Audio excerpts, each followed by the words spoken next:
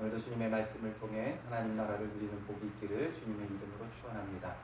오늘 본문의 말씀은 이제 에베소에서의 사역의 막바지 부분을 보여주고 있습니다. 21절에 보면 이 일이 있은 후에 이렇게 되어 있죠. 이 일은 어떤 일이에요? 앞선 본문에서 말하듯이 두란노 서원에서 2년간 바울이 복음을 전했죠.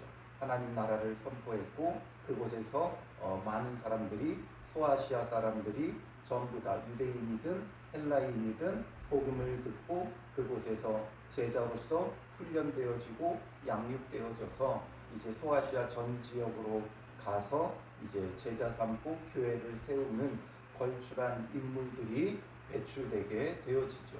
그렇게 해서 사역을 한 후에 이제 21절에는 바울의 앞으로의 앞으로의 계획들을 밝혀주고 있어요. 그래서 바울이 마게도냐와 아가야를 거쳐 예루살렘에 가기로 작정하여 이렇게 말하고 있죠. 이제 바울이 계획한 것, 작정한 것은 마게도냐, 아가야를 거쳐 예루살렘으로 돌아간다라는 거죠. 이 루트는 어떤 루트예요? 바울이 2차 전도 여행을 했던 거죠. 1차 전도 여행은 소아시아 지역을 했었고 2차 전도 여행을 통해서 이제 이 그리스 헬라 지역, 북부 지역인 마게도냐로 들어가서 쭉 남쪽으로 내려와 아가야 지역, 그래서 아가야의 아덴과 고린도 지역을 거쳐서 이제 예루살렘으로 돌아가는 그 여정을 가졌었죠. 근데 이 길로 다시금 바울이 가고자 하는 이유는 무엇이겠어요? 바로 2차 전도 여행 시 세웠던 복음을 전했던 그 교회들을 다시금 돌아보고 그들을 굳건히 하고자 하는 데에 그의 마음이 있었던 거죠. 그래서 바울은 한번 복음 전하고 그냥 끝나는 것이 아니라 다시금 그 지역을 돌아보고 굳건히 해주기를 늘 원했고, 자기가 가든지 아니면 가지 못하면 서신서, 편지들을 보내면서 그들을 돌아보는 일을 굉장히 열심히 했죠. 그래서 그의 사랑의 마음이 정말 영혼 사랑이 넘치는 자였고, 그래서 끝까지 돌아보고 또 서신서들을 기록하며 그들을 돌아보는 그런 모습을 우리에게 보여주죠. 그래서 이렇게 거쳐서 다시금 예루살렘으로 가고자 했어요. 그리고 또한 이 특별히 예루살렘으로 또다시 갔다가 이제 뭐 한다 그래요? 이르되 내가 거기 갔다가 후에 로마도 고아야 하리라. 로마도 갈 거라면 굳이 예루살렘에 갔다 갈 필요가 없어요. 예루살렘에 갔다가 다시 로마로 가려면 먼 길을 또다시 되돌아와야 돼요. 그러니까 아가야를 거쳐 로마로 그냥 넘어가도 되는데 왜 예루살렘으로 갔다가 가려고 했느냐? 단순히 2차 전도 여행의 그 루트를 따라가고자 하는 데 있어서는 마게도냐와 아가야만 거치면 되죠. 그런데 또다시 예루살렘까지 갔다가 되돌아오는 길을 선택한 데는 또 한 가지의 이유가 있었어요. 로마서 15장 25절 26절에 보면 바울은 그것에 대해 이렇게 밝히고 있어요. 그러나 이제는 내가 성도를 섬기는 일에 예루살렘에 가노니, 아직 로마에 가지 않았고, 그래서 로마서를 기록하면서 그가 이제 로마로 가지 않고 예루살렘으로 간다 기록을 해요. 왜 예루살렘으로 가냐? 로마서 15장 26절에 이는 마게도냐와 아가야 사람들이 예루살렘 성도 중 가난한 자들을 위하여 기쁘게 얼마를 연보하였음이라 말하고 있죠. 바로 이 마게도냐와 아가야 사람들이 연보한 것을 가지고 예루살렘으로 가야 한다라는 거예요. 가난한 예루살렘 성도들을 돌보기 위한다라고 기록하고 있는데, 이들이 그냥 단순히 가난한 게 아니라 이 당시에 이 예루살렘 지역에 극심한 기근이 임했어요. 그러니까 예루살렘 성도들이 궁핍할 수밖에 없고, 또 그거 외에도 이제 기독교인들, 예수를 영접하고 예수님을 믿고 따르는 자들은 유대 사회에서 어떻게 돼요? 완전히 왕따가 되어져요. 그러니까 그들이 사회생활하기도 어렵죠. 그래서 그렇게 해서 궁핍한 자들, 또 기근으로 인해 궁핍한 자들, 이들을 위해 마게도냐와 아가야 사람들이 기쁘게 연보했다는 거예요.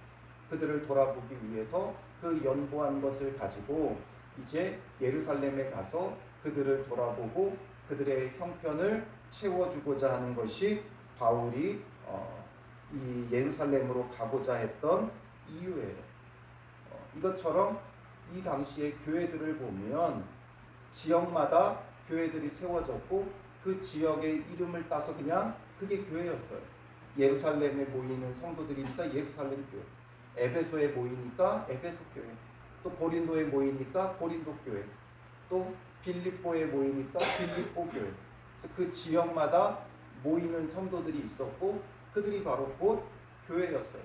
그런데 각 지역마다의 또 특색이 있었고 각 지역마다의 민족이 있었겠지만 그들이 자기들 교회 중심으로만 움직인 것이 아니라 여러 그 각 교회들, 각 지역 교회들을 돌아보고 섬기고 이렇게 하는 것들이 그들의 당연한 책무로 여겨졌어요.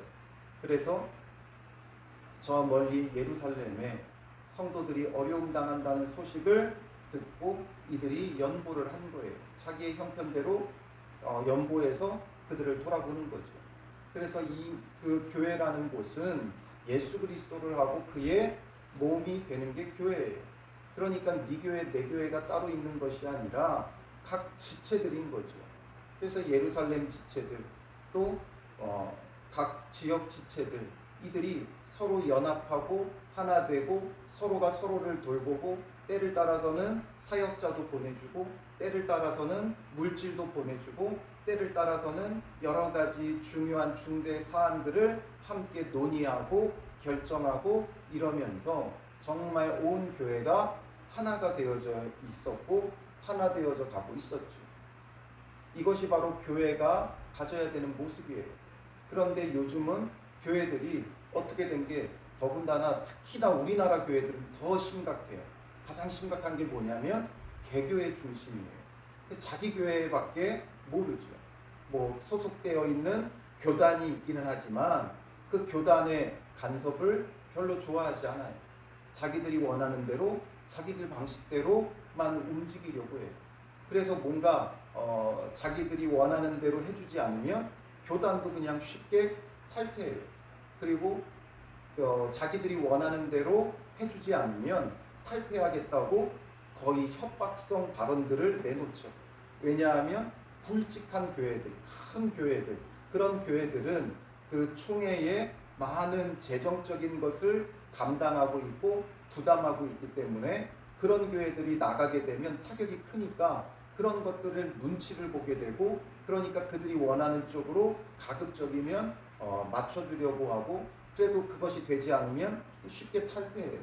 교단을 탈퇴하고 독립교단에 들어가고 자기들 마음대로 목회하고 이러다 보니까 교회가 중구난방이 되고 교회가 하나 되어지지 못하고 여러 가지 너무나 많은 차이와 갈등들이 발생하는 걸 보게 되죠. 그래서 항상 교회는 하나님의 교회예요. 하나님의 교회이기 때문에 개교회 중심으로 움직여지면 안 돼요. 소속되어 있는 교단, 노회, 또 시찰에 그곳에서 움직여지는 것들을 잘 따르며 움직여줘야 되는 것이 바로 우리의 모습이에요. 그것이 교회예요. 그래서 개교회 중심이 아니라 다른 교회도 돌아보고 살피고 함께 기도하고 협력해야 돼요. 우리가 이 청라 안에도 수많은 교회가 있고 교단들이 있고 때로는 교회들이 경쟁적으로 복음을 전하고 전도하기도 해요. 이런 것들의 모습을 우리는 탈피해야 돼요. 서로를 돌아보고 서로를 경경하고 서로를 높여줘야 돼요. 누가 어떤 다른 교회에 대해서 물어보면 그 교회에 대해서 폄훼하면 안 돼요. 다 자기들 교회를 자랑하고 자기들 교회로 끌어들이기 위해서 다른 교회를 폄훼하죠. 이단이 아니라면 이단 교회가 아니라면 각 교회에 대해서 칭찬해주고 격려해주고 좋은 모습이 있으면 그런 모습들을 알려주고 하면서 정말 복음의 사명을 가져야 돼요. 바울이 왜 이럴 수 있었는가? 그는 복음의 사명이 있었고 영혼 구원의 목적이 있기 때문에 그래요. 자기가 세우는 교회가 중요한 게 아니죠. 그래서 바울은 교회가 세워진 곳, 다른 사람이 복음을 전하는 곳에는 내가 복음을 전하지 않겠다. 이게 바울의 선교 원칙이었어요. 사역 원칙이었어요. 그러니까 교회가 세워진 곳으로는 들어가지 않았고 다른 곳으로 늘 교회가 세워지면 그곳은 다른 사람들에게 맡기고 또다시 떠나죠. 이게 바울의 모습이었어요. 이런 것처럼 오늘 우리에게도 우리 교회가 목적이 아니라 그러면 그 교회도 우상이 될 수 있어요. 그러니까 우리 교회가 목적이 아니라 복음의 사명이 우리의 목적이 되어야 되고 하나님의 교회가 세워지고 하나님의 나라가 이루어지는 것, 여기에 우리의 마음과 모든 것이 있어야 하는 거죠. 그래서 우리 교회로 오면 더 좋지만 그렇지 않더라도 교회에 대해서 경쟁하거나 폄훼하지 말고 이 청라 지역 안에서 함께 교회가 세워져 가도록 힘써야 돼요. 청라뿐만 아니라 청라에 있는 여러 교회들을 위해 기도해야 돼요. 그리고 또한 청라뿐만 아니라 우리나라에 있는 모든 교회들, 그리고 또 우리나라뿐만 아니라 세계 열방에 있는 교회와 선교사들을 위해서도 우리가 끊임없이 함께 기도하며 함께 가는 것이 중요한 것이죠. 이게 바로 우리가 주님 안에서 마땅히 해야 될 영혼 구원의 사명이 되어지는 거예요. 그래서 바울은 그 사명을 가지고 예루살렘 교회를 또다시 돌아보고 그 다음에 어디로 가려 그래요? 후에 로마도 보아야 하리라. 이제 로마도 내가 가야 된다라는 거죠. 왜 로마로 가려고 해요? 그 당시 세계의 중심지가 로마였기 때문에 그 로마에서 복음을 전해야 되고 또 로마가 그의 최종 목적지가 아니라 로마를 거쳐 서바나로 가려고 하는 거예요. 이 서바나는 지금의 스페인을 말하는 곳인데 이 서바나는 당시에 이제 유럽 반도의 가장 서쪽 끝에 있는 곳이 바로 이 서바나, 현재의 스페인입니다. 그러니 서쪽 끝에 있으니까 이 당시에 느껴지기에는 이 서바나는 어디예요? 바로 땅끝이죠.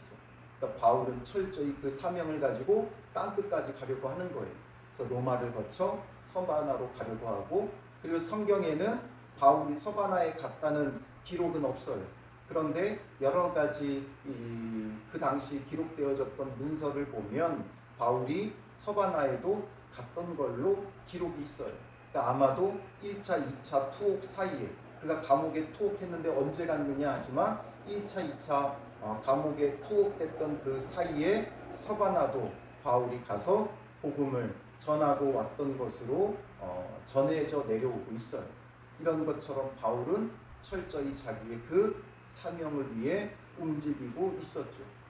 그리고 이제 그 사명을 계속해서 감당해 나가기 위해서 22절에 보면 자기를 돕는 사람 중에서 디모데와 에라스도 두 사람을 마게도냐로 보내고, 일단 먼저 이 두 사람을 마게도냐로 보낸 거예요. 그래서 그곳에 세워진 교회들을 먼저 돌아보고 그곳에서 이제 먼저 성도들을 돌아보며 그 어려운 문제들 아니면 복음으로 그들을 제자 양육하는 것, 이런 것들을 위해 먼저 보내고 또 그 교회의 소식을 바울에게 보내게 하기 위함인 거죠. 그래서 바울이 또 그 교회의 소식들을 듣고 일단은 먼저 가면 좋지만 갈 수 없으면 또 편지를 보내고자 하는 그런 목적이었겠죠. 그리고 자기는 아시아에 얼마 동안 더 있으니라 말하고 있어요. 바울은 아시아에 더 있었어요. 아시아라고는 표현했지만 에베소 교회에 더 머무르는 거죠. 왜냐하면 그 에베소 교회를 중심으로 해서 소아시아 지역에 많은 사람들이 몰려왔기 때문에 그곳에서 머무르는데, 왜 더 머물렀느냐? 계획은 마게도냐, 아가야 거쳐 예루살렘으로 가기로 했으면 빨리 가야 되는데 이 두 사람만 먼저 보내고 거기 머무른 이유는 이제 5월이 되면 그 지역에는 유명한 신이 있어요. 에베소에는 아데미, 지금 히브리 신화들을 헬라 그리스 신화들을 보면 아르테미스라는 여신이 있죠. 그 아르테미스라는 여신, 아데미 여신을 섬기는 지역이었고 그곳에 바로 이 아데미 신전이 있었어요. 27절에도 큰 여신 아데미의 신전도 하면서 말하죠. 이 아데미의 신전이 이곳에 있었는데 이것이 얼마나 크고 웅장했던지 우리가 무슨 그 그리스 신전하면 떠오르는 이미지가 거의 이 아데미 신전입니다. 그래서 이 아데미 신전은 어마어마한 규모였고, 그래서 세계 7대 불가사의 건축물에 손꼽히는 게 바로 이 아데미 신전입니다. 그래서 세계에서 정말 불가사의한 건축물, 너무나도 그 규모와 그런 어떤 건축이 신비로운 그 7개의 건축물에 손꼽히는 게 이 아데미 신전입니다. 이 신전이 있었고, 이 아데미 여신은 다산을 상징하고 이 대지, 땅의 어머니신, 모신으로 여겨졌어요. 그러니까 이 5월이 되면 아데미 대축제가 열리게 되는데, 그때 이제 이 소아시아 지역의 전역에 있었던 사람들이 이곳으로 또 몰려와요.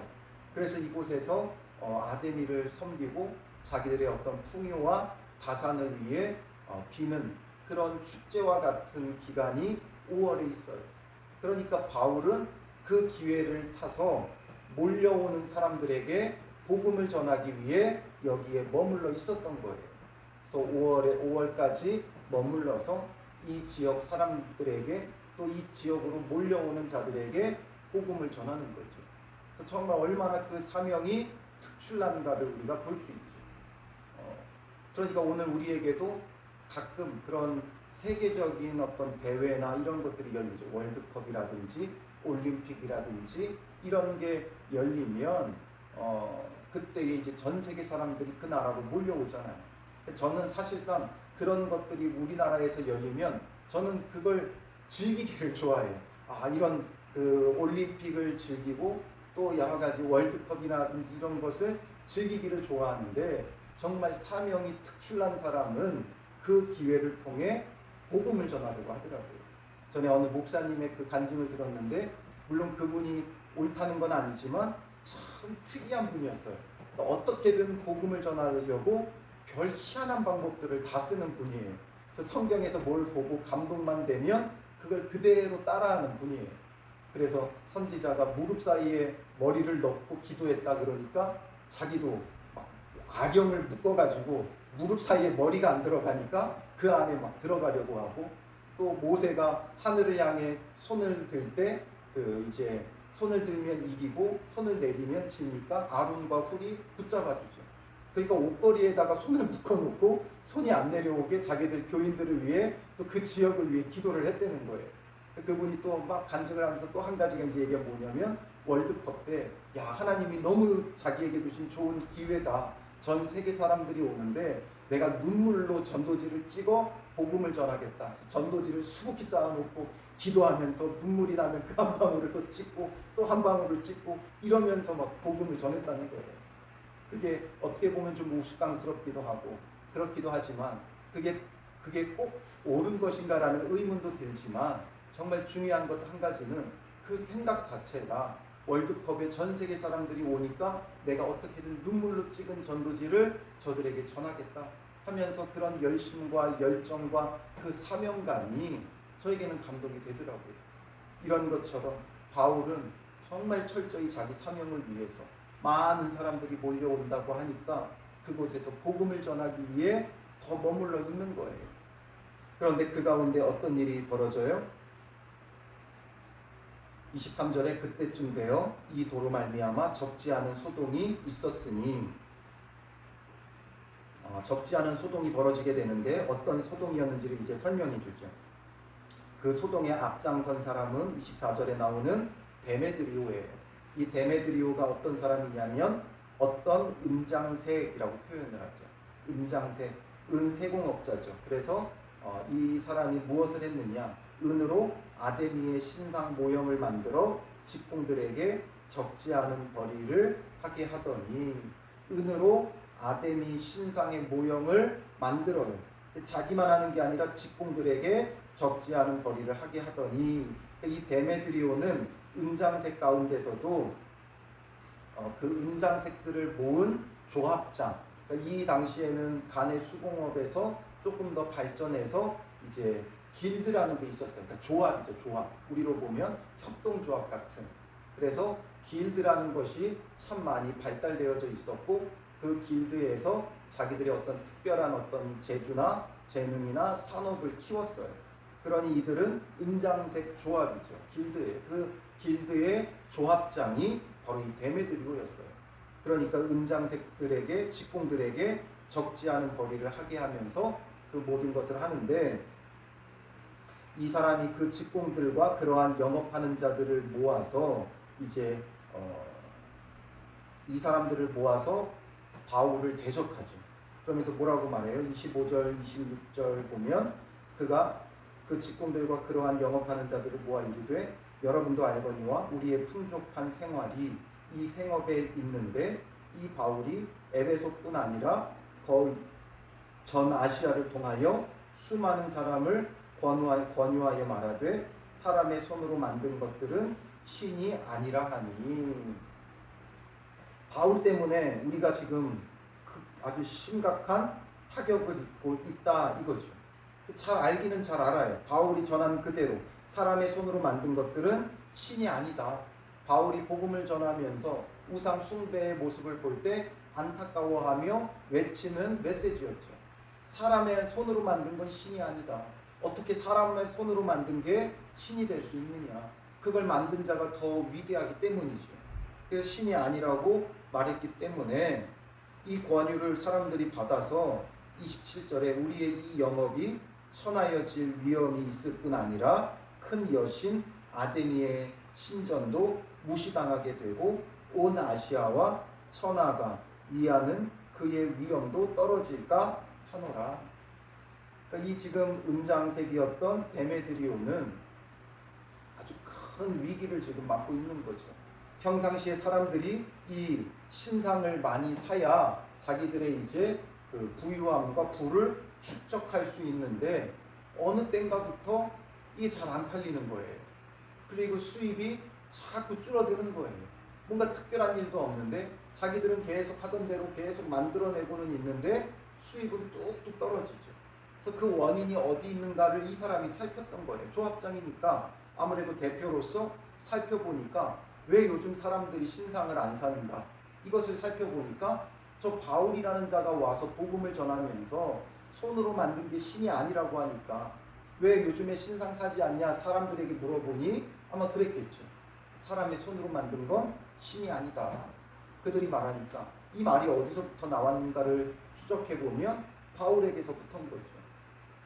그러니 지금 자기들의 어떤 생업의 문제가 달려 있어요.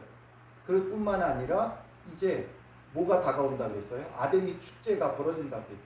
그래서 이때에 전 세계 사람들이 몰려오면 그 와서 이제 신전에서 섬기고 제사하고 또 이 당시에는 음란이 성전에서 신전에서 벌어졌어요. 그래서 그 음란 행위가 신을 감동시킨다는 생각 속에 그래서 그 신이 이제 젖줄을 내려줘야 된다는 거예요. 그래서 이 아데미 신상을 보면 그 신의 젖이 12개예요. 그래서 그 젖줄을 내려주려고 음란하게 행하는 것이 그들이 하는 거였죠. 그리고선 이제 그들이 돌아갈 때는 어떻게 해요? 신상을 가족 숫자대로 사가는 거예요. 그리고 이제 자기 집에다가 그 신주단지 모시는 그런 것처럼 갖다 놓고 모시고 이렇게 했던 거죠. 그런데 지금 가장 그들에게 대목이죠. 대목. 이제 이 아데미 축제의 날이 되면 많은 사람들이 몰려와 이걸 사가야 되는데 이런 추세라면 장사 올 대목은 완전히 다 날리게 생긴 거예요. 그러니 가만히 있을 수가 없어서 직공들과 영업하는 자들을 모아서 이렇게 선동하고 바울을 대적하기 시작한 거예요. 그러면서 그들이 말하는 것은 이 큰 여신 아데미의 신전도 무시당하게 되고 그 위엄도 떨어진다. 자기들이 섬기는 신을 위하는 것처럼 명분을 내세우지만 결국에는 이들의 목적은 뭐예요? 자기들의 풍족한 생활을 위해서, 생업을 위해서, 영업을 위해서 바울을 지금 대적하고 있는 거죠. 그러니 어제도 말씀드렸지만 항상 진리가 없는 자들은 선동해요. 자기들이 갖고 있는 참된 진리, 자기들이 섬기는 아데미가 참된 진리라면 아데미가 어떤 자인지를 전해야죠. 아데미를 전해야죠. 아데미가 왜 우리에게 축복을 주는지, 왜 우리에게 복이 되는지 그걸 전해야죠. 그러나 그 아데미가 자기들에게도 어떤 뭐 특별한 은혜를 입혀줄 수 없으니까 이들에게 정말 이런 어려움이 찾아왔다면 자기들이 섬기는 아데미 신에게 빌어야죠. 그런데 아데미 신에게 빌지도 않고 자기들의 아데미 신을 전하지도 않고 그저 바울을 대적하는 거예요. 바울을 대적하는 거예요. 선동하여 대적하는 거예요. 명분은 아데미 신을 위한 거죠. 그러나 결국에는 뭐예요? 자기들의 풍족한 생업을 위한 거죠. 유대인들은 왜 바울을 대적했어요? 자기들이 믿는 하나님을 위한 것처럼 말하지만 결국에는 자기들의 어떤 기득권, 생업을 위한 것들이었죠. 자기들의 기득권의 위협을 받고 생업의 위협을 받으니까 바울을 대적하는 거예요. 자기들에게 와서 배워야 되는데 바울에게 가니까, 예수 믿는 자들에게 가니까 예수 믿는 자를 핍박하고 박해하게 되어지는 거죠. 그래서 우리는 철저히 누군가를 대적하는 일을 하면 안 돼요. 우리는 대적하는 자가 아니라 진리를 말해야 돼요. 참된 진리인 예수 그리스도를 알아야 되고 그 진리 대신 예수 그리스도를 전하고 또 그 진리 대신 예수 그리스도의 이름으로 기도하는 자가 되어져야지 우리가 싸우고 대적하여서 얻을 수 있는 것은 아무것도 없어요. 결국 싸운다는 건, 대적한다는 건 우리 안에 진리가 없다는 거죠. 비난과 비방과 선동은 귀신에게, 사단에게 붙들린 자들이 하는 거예요. 오늘 하루도 우리가 어떤 상황 속에 어려움에 처해도 붙들고 싸우고 선동하는 자가 되지 말고 정말 참된 진리인 예수 그리스도를 전하고 그의 이름으로 기도하는 자가 되어야 하는 거예요. 그러니까 그들이 이 말을 듣고 분노가 가득하여 외쳐 이르되 크다 에베소 사람의 아데미여 하니, 분노가 가득 차 막 외치면서 이들이 이제 흥분하죠. 흥분하니까 뭐가 돼요? 폭도가 되어져요. 그러니까 막 사람들이 거리에서 평화 시위를 하겠다고 나와서 외쳐도 막 외치다 보면 사람들이 흥분해서 폭도로 변하는 경우들이 참 많이 있죠. 그러니까 이들이 외치다 보니까 점점 흥분하고 폭도가 되어진 거예요. 그러니까 온 시내가 요란하여 바울과 같이 다니는 마게도냐 사람 가이오와 아리스다고를 붙들어 일제히 연극장으로 달려들어 가는지라. 막 흥분해서 이제 바울과 그 일행을 잡으려고 하는 거죠. 근데 바울은 못 찾았는데 가이오와 아리스다고를 만나게 돼서 그들을 붙들고 연극장으로 달려 들어가요. 이 연극장이라는 건 그 당시에 공연장이죠. 굉장히 큰 대극장이에요. 그래서 우리가 콜로세움 같은 그런 아주 어마어마한 그런 건축물들 같은 그런 연극장입니다. 그래서 에베소에 있는 이 연극장의 규모가 어떻게 됐냐면 약 25,000명을 수용하는 극장이었어요. 대극장이죠. 25,000명을 수용해요. 지금도 교회가 10,000명이 들어가는 교회를 지어놓으면 어마어마하거든요. 근데 거기에 25,000이면 2.5배죠. 그러니 굉장히 큰 건축물이에요. 그곳에 사람들이 마구 몰리며 달려들기 시작한 거죠. 이러니 이들이 흥분하고 폭도가 되어서 결국에는 또다시 핍박 가운데 놓이게 되고 바울은 또 서둘러 이 에베소를 떠나게 되어져요. 이렇게 폭도가 되어지니까 제자들이 30절에 말리고 바울은 백성 가운데 들어가고자 해요. 바울은 본래 이런 것을 전혀 두려워하지 않죠. 이런 것을 기회로 여겨요. 많은 사람들 앞에 세워지고 그들에게 매맞는다 할지라도 돌에 맞는다 하여도 많은 사람들 앞에 서는 기회로 여겨요. 그러면 또 복음을 전할 수 있으니까. 그러니까 온통 바울은 지금 사명 하나로 움직이는 자라는 걸 볼 수 있죠. 그래서 또 들어가려고 해요. 들어가서 그들이 비난하고 비방하는 것, 고발하는 것을 듣고 그것을 변론하며 이제 복음을 전하고 싶은 거죠. 그런데 제자들이 말리고 또 31절에 아시아 관리 중에 바울의 친구된 어떤 이들이 그에게 통지하여 연극장에 들어가지 말라 권하더라. 많은 사람들이 붙잡고 권하며 바울을 말리는 거죠. 그래서 그때에 이제 바울이 결국 끝까지 고집하지 못하고 이번에는 떠나게 되어져요. 그래서 바울은 온전히 모든 것이 사명 하나로 움직이는 자였다는 것, 그걸 우리에게 보여주고 있죠. 그러니 오늘 하루 우리도 우리의 사명이 점검되어져야 돼요. 항상 우리의 사명이 점검되어지고 그 사명을 따라 움직여야 돼요. 그게 바로 하나님께서 우리를 택하여 부르신 뜻이죠. 그러니 그게 하나님의 뜻이고 그 하나님의 뜻을 이루어야 돼요.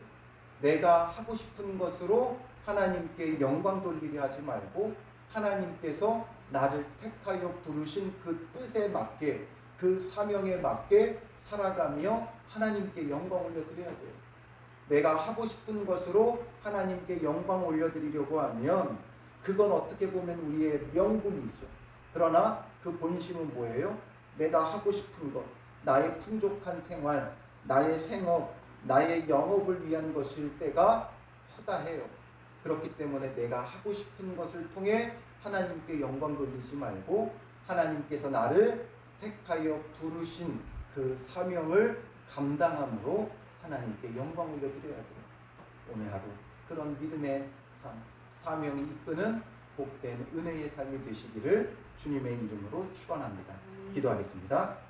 살아계신 아버지 하나님, 우리를 창세전부터 택하여 부르시고 구원하여 주셨사오니 그 은혜에 감사하며 그 구원의 목적에 맞게 살아가는 믿음의 사람들 되게 하옵소서. 우리는 하나님께 영광 올려드리기 위함이다라고 말은 하지만 그 본심에는, 명분은 하나님께 영광이지만 철저히 그 본심은 풍족한 생활과 나의 생업과 나의 영업과 나의 이익과 나의 유익과 나의 즐거움 뿐이었음을 오늘 다시금 직면하게 되어집니다. 주님, 이런 우리의 완악함을 용서하여 주시고 하나님께 영광이라는 명분으로 숨지 말게 하시고 회개하고 돌이키며 이제는 우리를 택하여 부르신 이의 뜻에 합당하게 주님 주신 사명을 감당하며 복음의 증거자가 되게 하여 주시옵소서. 오늘도 우리를 세우신 가정과 학교와 일터와 이웃들과 교회 안에서 복음의 증거자가 되며 참된 진리를 말하는 자 되게 하옵소서. 비난과 선동이 아닌 참된 진리가 우리 안에 있어 진리 되신 예수 그리스도를 전하며 예수 그리스도의 이름으로 기도하며 오늘 하루도 사명 감당하는 은혜의 날 되게 하여 주실 줄 믿사오며 예수님의 이름으로 기도합니다. 아멘.